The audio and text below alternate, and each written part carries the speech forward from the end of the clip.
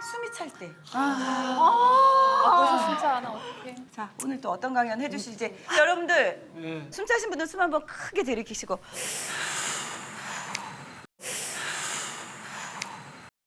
시킨다고 다 하시네요, 이런 거를. 나도 열심히 하자. 사실 이게 숨이 막힌다는 표현이 뭔지 알잖아요. 뭔지 알죠. 답답하죠.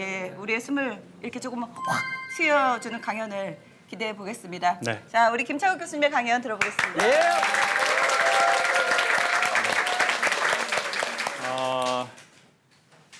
사람들이 살면서 저희가 이제 스트레스를 받잖아요. 언제 스트레스를 받나 몇 가지를 연구를 해봤더니 크게 3번 정도래요. 첫 번째, 내가 원하는 게 있는데 원하는 대로 안 될 때래요. 아, 스트레스 받아요. 네. 사람들이 말입니다. 사랑하는 사람하고 결혼할 거라고 생각하지만 사람들은 대부분 결혼할 때쯤에 만난 사람과 결혼하더래요. 무슨 말을 그렇게 사랑해요? 네. 너무 공감돼. 우리가 정말 사랑했던 사람들은 지금 아마 어쩌면 다른 사람과 살고 있을지도 몰라요. 지금 결혼하신 분이나 했었던 분 같이 손 한번 들어보실래요? 손 한번 들어보세요. 상당히 많죠. 자, 그러면 여러분은 정말 여러분 인생에 가장 사랑하는 사람과 결혼했습니까? 아니면 결혼할 때쯤에 내가 그 사람을 만난 것 같습니까? 눈으로 말해요. 여기 부부 여기 오신 분들 계시는 부부가 오신 분들한테는 여쭤보면 안 되죠. 그럼 혼자 온 사람 남편 놓고 네, 저 같은 경우 이렇게 얘기하면 이게 좀 가정 파탄되니까 한번 속으로 한번 생각해 보시라고요. 저는 얘기할 수 있을 것 같아요. 그래요? 저도 왜냐면 신랑을 38에 만나서 연애를 시작했고 40살 나이에 결혼을 했어요. 근데 저는 비혼주의였기 때문에 난 결혼할 생각이 없으니까 연애도 하기 싫어 이런 거였는데 때마침 비혼주의의 남자를 만나게 된 거예요. 비혼주의의 여자가 비혼주의의 남자를 만나. 남자를 결혼 부담 없이 쿨하게 연애를 하던 도중 갑자기 뭐가 좀 풀렸는지 결혼을 하자는 거예요. 그래서 수없이 거절을 하다가 어느 순간 보니까 결혼을 했는데 이 남자가 내 인생의 중심이 딱 되면서 그때부터 머리부터 발끝까지 내가 이 남자를 사랑하게 되더라고요. 그 전까지는 오히려 좀 가볍게 계속 그렇게 가볍게 연애를 했어야 되는데, 그죠?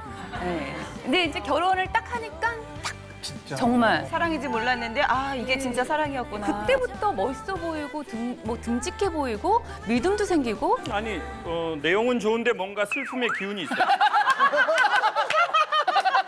뭔가 모르게. 느껴지나요? 네, 다 느껴져요.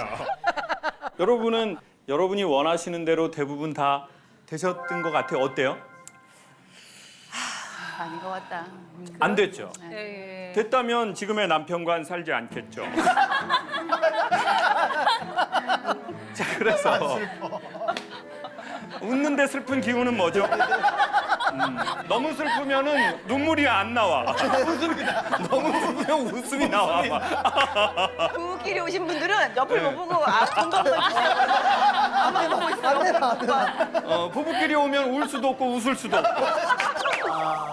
네. 어느 날 엄마가 전화가 왔어요. 여보세요? 했더니 창호가 예 엄마. 저희 엄마 밑도 끝도 없이 바로 변론으로 들어가요. 엄마 죽으면 땅에 묻지 마. 그런 거. 밑도 끝도 없네요. 엄마 죽으면은 땅에 묻지 말래요. 그럼 어디? 그래서 제가 뭔 말이야 엄마? 그랬더니 엄마는 갑갑해서 싫다. 예? 엄마는 갑갑해서 싫어. 창호가 너그 애비가 일을 안 한 지 16년이 됐는데 지금도 아침 6시, 오후 1시, 저녁 7시에 밥을 차리라고 한대요. 그리고는 새 밥으로 차리란대요. 아이고. 밥통에 있는 밥은 안 잡수신대요. 그리고 냉장고 안에 있는 반찬통에 있는 반찬도 안 잡순대요. 새로 해야 돼. 새로 무치래요. 아이고. 식당이네. 그리고 저희 아버지는 2그릇을 드시고 이렇게 말해요. 아따 맛없네. 왜 아버지들이 불리시면 물이 제일 맛있다 뭐 이런 얘기 하시는 거. 밥 2그릇 잡수고. 아따 맛없네. 네, 아따 맛없네. 그리고 엄마 보고 나이 먹어서 입에 간을 못 맞춘다고 계속 뭐라고 핀잔을. 그러니까 엄마가 그러는 거예요. 창호가 엄마는 여기도 댕기고 저기도 댕기고 싶은 사람이었는데 너그 애비를 18에 만나갖고 평생을 이러고 밥을 하고 산다.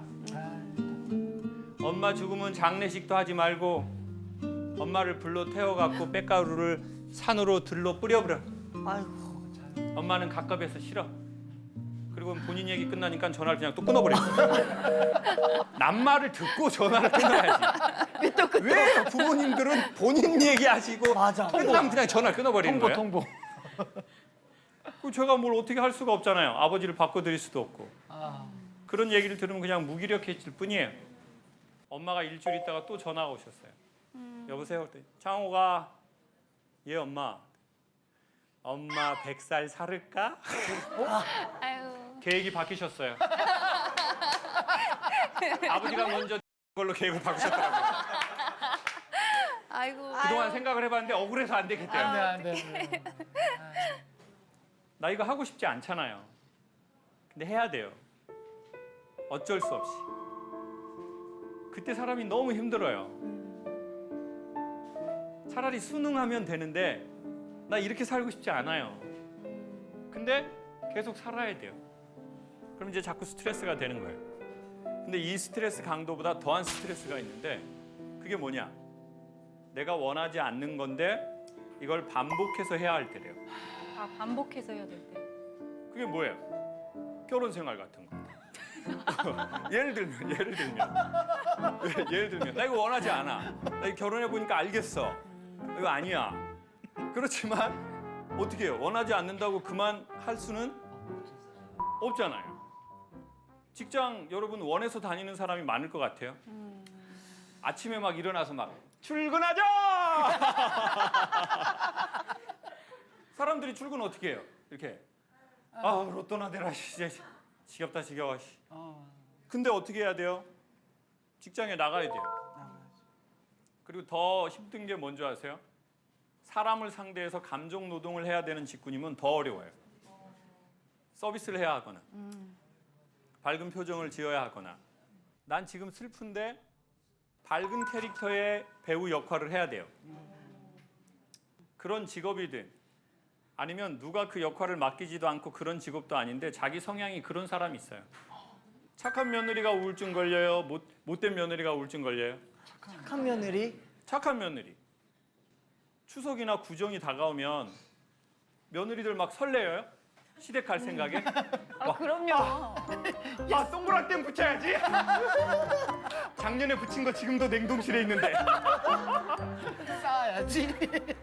그렇게 될 수는 없고 아마 뭐 돼도 제가 여쭤보면 한 1-20%?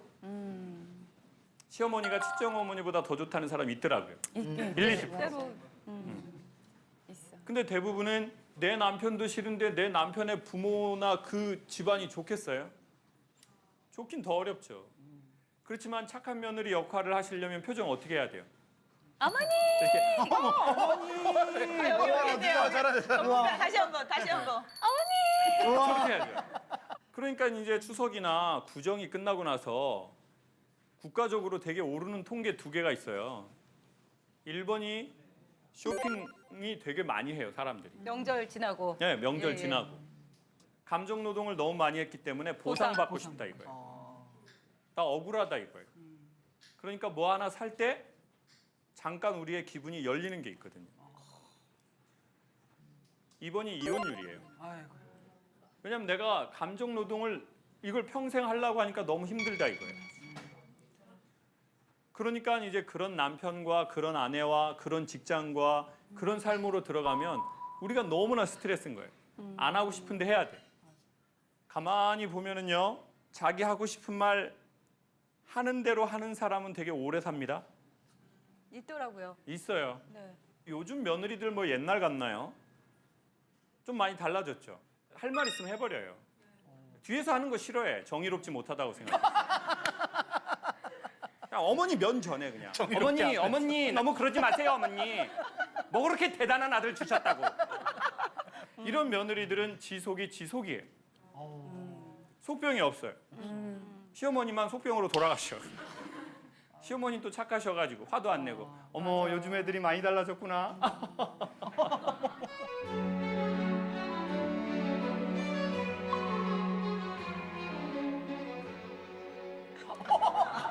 이게 너무 마음상. 네. 그리고는 냉수 한 사발 드시면 그러니까요.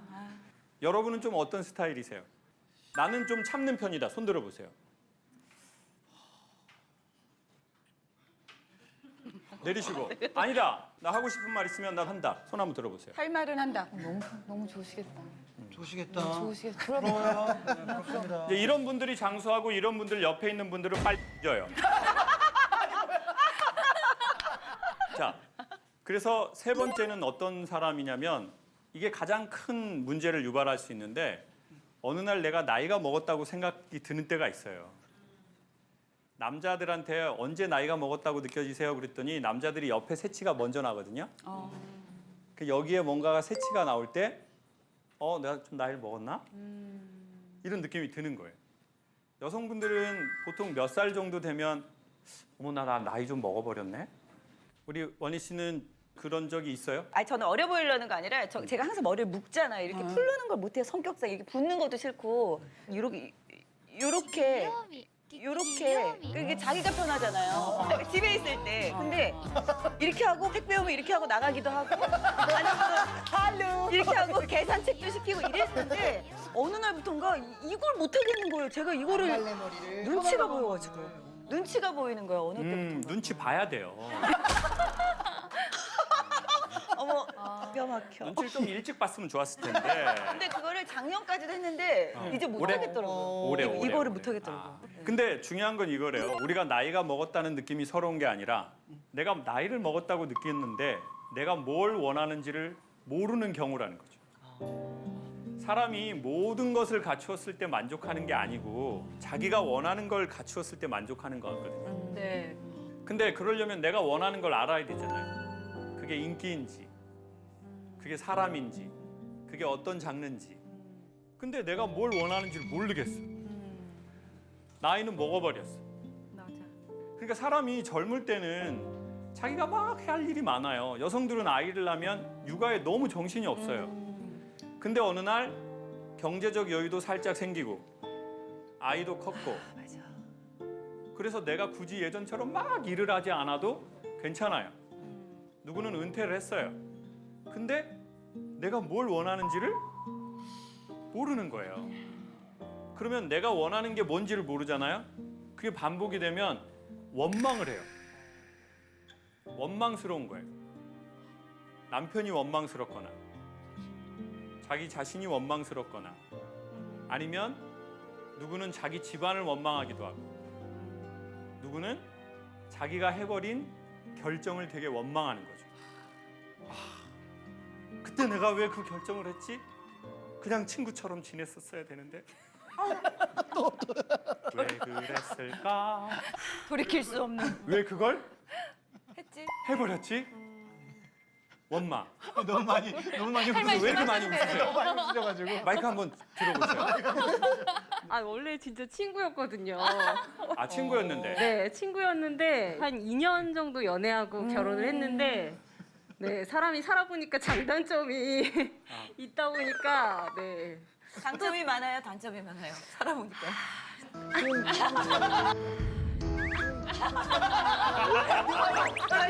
무릎을 싹 눌렀어요. 무릎을 싹 눌렀어요. 아, 장점이 많은 편이에요. 오늘 이 강연도 남편이 신청한 거거든요. 네.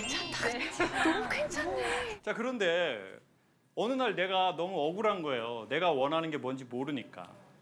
그럼 원망해요. 원망을 자주 하다 보면 한이 돼요. 맞아요. 그럼 원과 한의 합성어가 뭐예요? 귀신. 원한. 귀신이요? 원과 한의 합성어는 원한. 원한이잖아요. 원한이 맺히면 어디를 떠돌아요? 구천을. 구천 떠돌죠. 구천이 어디예요? 백화점이라고요. 구층. 백화점 계속 떠돌아. 사지도 않아요. 근데 백화점 떠돌 때가 그나마 건강할 때예요. 아. 나중에 힘이 없잖아요. 백화점 가기도 싫어. 그럼 계속 택배를 시켜 집에서. 그러니까 그런 우리의 정서적 허기가 착각을 불러일으키는 거죠. 아. 술이 땡긴다. 정말 우리가 술이 땡겼던 게 아니라 우리의 정서가 문제가 있으면 술이 땡기거든요. 그런 스트레스가 몇 가지에 의해서 없어지는데 온도가 1도 올라가면 녹아버리더래요. 온도를 빨리 올릴 수 있는 게 뭐예요? 사우나, 운동. 근데 그 자리에서 바로 올릴 수 있는 게 독한 술이라고요. 그러니까 화가 나면 어떤 술이 땡겨요? 소주. 소주나 폭탄주. 그러면은 그냥 순간 들어가가지고 그냥 몸의 온도를 확 올려줘요. 혈관 타고 스트레스를 쫙 녹여줘요. 반복하면 암에 쫙 걸려. 안 돼. 그러니까 분명히 하나를 얻고 10개를 잃어버리는 거죠. 뭔가 우리가 그때는 좋은 거 나쁜 걸 구분할 여력이 없는 거예요. 너무 스트레스가 되니까. 오히려 화가 나는데 화를 내는 사람은 덜 그래요. 근데 참는 사람이 있어요. 나 이거 티 내면 안 돼. 근데 이미 사람들은 다 알아요. 그 사람이 화가 났는지를. 차라리 화가 났다고 말하면 괜찮은데 되게 교양적으로 아 저는 괜찮습니다. 세상 살다 보면 다 이런 일이 있을 수 있지 않나요? 네, 할렐루야. 아니 그래야 될 때 있어요 진짜. 네? 아 그러니까 그게 사회적 역할이 그래야 될 때가 있다니까요. 맞아요. 그리고 그 사람 직업이 그럴 때가 있어요. 아, 어쩔 때는 참는 게 나을 때가 있잖아요. 폭발하면 또 일을 그르치니까. 그렇죠. 그러니까 네. 우리의 몸을 상하게 하는 방식으로 우리가 얼른 우리의 거를 잠재우는 거죠. 스스로 좀. 네. 사람이 원하는 걸 할 때 그 스트레스가 사라지는 게 있거든요. 근데 원하는 걸 모른다는 거. 그리고는 계속 하고 싶은데 못 하고, 하기 싫은데 해야 하고, 또 나이는 먹었고 나는 뭘 원하는지 모르겠고, 이런 게 계속 반복되면 여기 화가 쌓여. 마음과 정신에 자꾸 하나씩 문제가 생기기 시작해요. 살이 어느 날 쪘어요? 어느 새 쪘어요? 어느새요. 처음부터 그렇게 장난꾸러기는 아니었죠. 처음엔 장난 아니었지만 어느 날 보니까 장난꾸러기 돼가지고 장난꾸러기. 개구쟁이 돼가지고 귀여워. 어느 날 찐 게 아니고요. 어느새 쪘거든요. 근데 어느 날 확인한 거예요.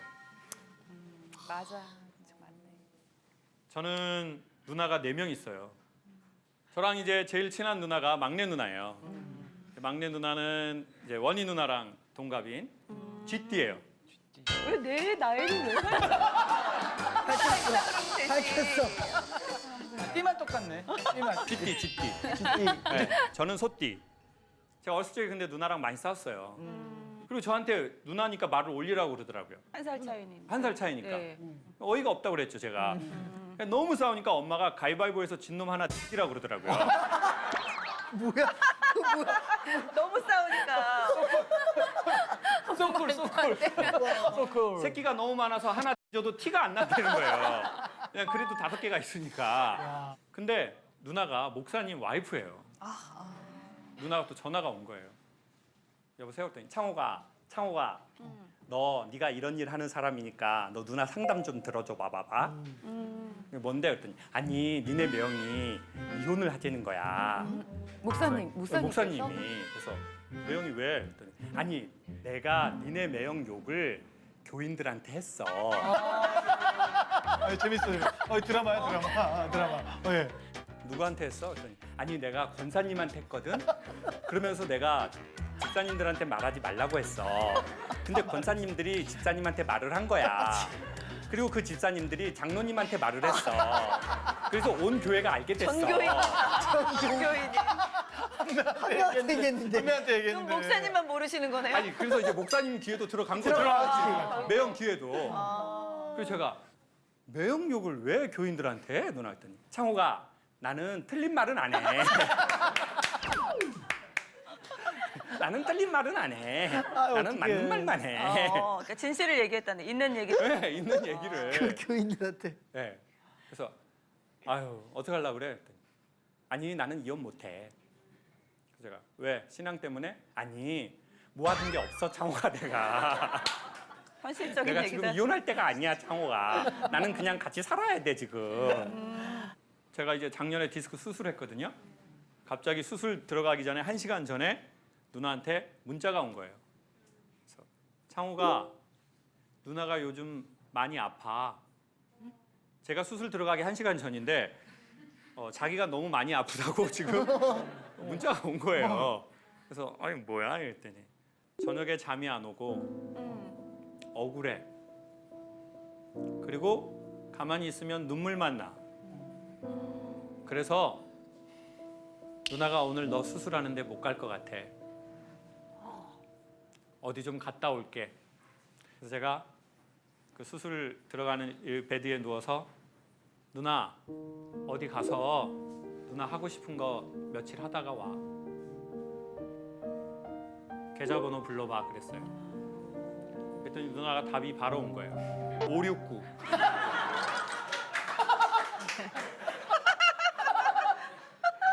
어디 은행 김미자. 와. 그래서 제가 아직 누나가 죽을 때는 아니다. 그지.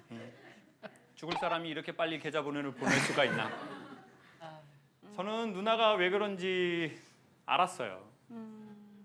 어려서 엄마 아빠가 많이 싸웠잖아요, 저희 집이. 그래서 누나하고 저는 눈치를 보기 시작했어요. 이게 상황이 어떻게 돌아가는 건지. 그치, 무섭지 또. 옛날에는요, 아이들 중심이 아닌 집안 많았어요. 맞아. 옛날에 집안의 중심 누구예요? 아빠. 아버지예요. 먹고 싶은 것도 아버지. 일정 잡는 것도 맞아요. 아버지. 요즘에 집안의 중심 뭐 모든 걸 잡을 때 누구를 1순위로 해요? 아이들. 아이들. 2번 아내, 3번 개, 4번 눈치 보는 아저씨. 여기 있다 4번 여기 있다 4번이다. 요즘 개는 눈치 안 봐요. 남편들만 눈치 보지. 네. 그때는 눈치를 많이 봤어요. 누나도 똑같이 그랬죠. 일종의 트라우마네요. 그쵸. 왜냐하면 힘들면 힘든 표정으로 있지 않아요. 분위기가 안 좋으면 자기가 얼른 자기의 탤런트로 붐업을 시키는 거예요. 텐션을 또. 네, 텐션 줘가지고. 얼마나 힘들어. 근데 그게 너무 많아지면 문제가 생기죠. 잘 관리하지 않으면. 그래서 누나 목소리를 좀 낮춰봐. 계속 분위기 띄우려고 하지 마 누나. 가만히 이렇게 좀 흙탕물이 내려가서 이렇게 있듯이 이렇게 있어. 잠잠하게. 근데 왜 이렇게 우리가 또 못 있는 줄 아세요? 안 돼. 이렇게 하면 슬픔이 너무 많은 사람들은 슬픔이 드러나거든요. 평온한 얼굴이 나오는 게 아니에요. 호흡이 이렇게 떨어지면 자기가 갖고 있는 가장 많은 에너지가 드러나요. 그게 우울이든 무력감이든 슬픔이든. 그러면 그거를 내가 마주쳐야 돼요. 마주치기가 너무 싫은 거예요. 마주칠 힘도 없고. 그러니까 어떻게 해버려요? 정신을 다른 데로 팔아야 돼요. 막 얘기하든지. 그러니까 자꾸 얼굴에 가면이 되는 거예요. 나중엔 누가 난지도 모르겠는 거예요. 가면성 우울증이라는 거. 하고 싶은 거 못했고 하고 싶지 않았는데 계속했고 그리고 더 중요한 건 그게 힘든 일이라는 걸 자기가 몰랐어요. 자기가 힘든 일을 하고 있는지 모르는 사람이 있어요. 왜냐하면 꼭 해야 했기 때문에. 아니면 하고 싶었으니까. 아니면 너무 절박했기 때문에. 그러니까 여성분들 경험해 봤잖아요. 겨울에 길에서 자빠져 봤어요? 자빠져 봤죠? 네. 안 아파요. 놀라워요. 벌떡 일어나. 집이 이쪽이지만 반대로 가게 돼. 그때 소머즈처럼 소리도 들려요. 피난다! 이 소리가 들려. 왜 추운 겨울날에는 사람들 앞에 넘어졌는데 아픈지 몰랐을까요? 인간이 자기가 힘들다는 것도요. 마음에 여유가 있을 때 자기가 힘들다는 걸 감지하더라고요. 내가 너무 절박해. 너무 돈도 없고 너무 상황이 안 좋아. 그리고 해결해야 될 너무 큰 문제가 있어요. 그러면 내가 아픈지 몰라요. 맞아. 집안에 우리 가족에 되게 큰 문제를 안고 있는 사람이 있잖아요. 모든 에너지가 이 사람한테 쏠려요. 형제든 부모든. 그러면 상대적으로 나머지 모든 가족들은 자기가 힘든지 잘 몰라요. 왜? 너무 큰 일이 있잖아요. 그러니까 나중에 치유 프로그램 할 때는요. 그 대상자만 하지 않아요. 그 대상자의 가족들을 같이 해요. 왜요? 그 가족들은 소리도 못 냈으니까. 맞아. 근데 그게 쌓이고 쌓였어요. 수년, 수십 년. 그러니까 문제가 됐는데 자기가 힘든지도 모르는 거예요. 사람이요 이완돼봐야 자기가 경직된 거 알거든요. 그리고 사랑받아봐야 외로운지도 알아요. 근데 사랑도 받아본 적 없고 따뜻한 곳에 있어 본 적도 없고 늘 눈치 보고 살면요 내가 지금 어느 만큼 아픈지도 몰라요. 그래서 어느 날 폭발하는 거예요. 갑자기. 그럴 일도 아닌 거예요. 너무 화를 빡 내는 거예요. 그럼 주변에서 뭐라고 그래요? 갑자기 왜 저래? 그러면 갑자기! 지금 터지셨다. 지금 터졌어. 내가 갑자기! 맞아, 맞아. 본인 아니. 그러면 주변 사람들은 미쳤나 봐. 맞아. 왜 저래? 그리고는 정말 섭섭한 얘기를 해요.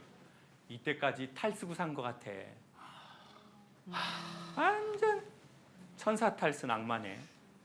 변했어 뭐. 변했어. 안 그러더니 좀 뜨더니 변했더라고. 그러면 그게 더 화가 나는 거죠. 우리 지영 씨도 눈치를 좀 봤어요? 눈이 크신 거 보면 저는 눈이 눈치를 본것 크잖아요. 같은데. 네네. 저는 지금 강연을 들으면서 마음속으로 울은 것 같아요, 한번. 네. 그래요?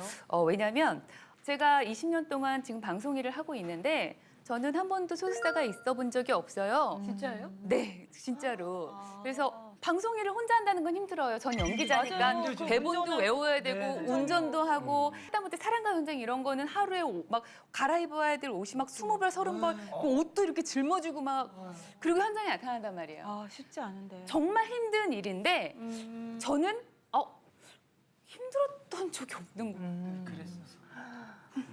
그러니까 사실 그게 우리가 안 힘들었던 게 아니라 그게 힘든 일인지 우리가 몰랐던 거죠. 몰랐고 더 스스로를 지키기 위해 더 열심히 실수하지 않으려고 완벽하게 그러니까 늘 준비를 긴장 상태로. 네.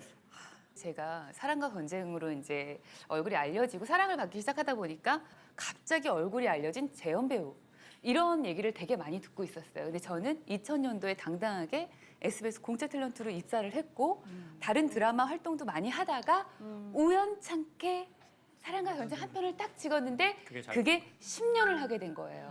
왜냐하면 26살짜리 어린 친구가 시키면 시키는 대로 다 해. 그 뭐 나이 많은 언니들 사이에서 막 슬립 입고 뛰어다니면서 유부남 꼬시라고 잘 꼬셔 연기하면서 26살짜리가 뭘 알겠어요.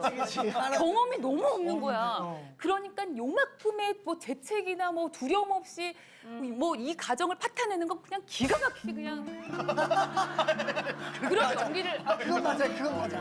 인정. 연기를. 망설임 없이 해버린. 근데 그 당시에 같이 상대 연기자분들 나왔던 언니 결혼했던 언니들은 그런 연기에 대해서 막 쉽게 하질 못해요. 내 남편한테 이렇게 다가오는 여자가 있으면 내 남편이 흔들릴 수도 있잖아. 이런 연기를 못 하더라고 거침없이. 몰입하게 되는. 네, 그래서 아가씨고 어렸던 저한테 그런 게 멋모르니까 뭐, 네. 할 수 있었던 거죠. 막. 네네네네네. 그렇게 해서 사랑과 전쟁에 눌러앉은 게 10년. 그런데 어디에 가서 안녕하세요 배우 민지영입니다. 이 인사를 하기가 되게 어려워요. 사람들이 저를 배우로 안 봐주는 것 같고 아직까지도 사랑과 전쟁 그 언니, 사랑과 전쟁 민지영, 뭐 국민 불륜녀 막 이렇게 저를 생각해 주시기 때문에 사랑과 전쟁 이미지가 다른 드라마나 영화에 가기에 너무나 강하니 너가 사랑과 전쟁을 그만하는 거. 그리고 어떤 회사에서는 넌 아직 젊으니까 5년만 방송 활동을 쉬어. 이게 조건이야. 너의 이미지를 없애고 나서 다시 시작하자. 백지로. 네. 그리고 저한테 막 손가락질을 하시는 분들도 많았거든요. 이제 연기의 캐릭터가 그러다 보니까. 하지만 또 저의 연기를 너무 사랑해 주시고 더불어 저를 너무 아껴 주시고 그분들에게 어떻게 등을 돌려요. 난 그걸 할 수가 없었어요. 그래서 소속사 없이 사랑과 전쟁을 10년을 하게 됐고 제 방송 데뷔 20년 동안 그렇게 해서 시간이 흘러왔던 거지. 왜 이렇게 이런 거에 눈물이 나지? 아니 그래도 이제 왜냐면은 그 연기한다는 게 그게 종합예술이잖아요. 조력자를 좀 찾을 수도 있을 것 같아요. 소속사 안 들어가도. 근데 워낙 이제 책임감도 있고 본인이 하던 그 루틴이 맞아요. 아니, 있으니까. 제가 보기에는 그죠? 그렇게 매니저 일을 해주시는 분이 있는 게 좋을 것 같더라고요. 왜 그랬냐면 연기에 집중하기 위해서. 예, 그것도 있고 제가 운전을 해서 몇 년을 다닌 거예요. 그러다가 저녁 12시, 1시에 끝나고 그 다음날 아침에 일찍 있었는데 제가 운전하다가 제가 사고를 낸 거예요. 아유.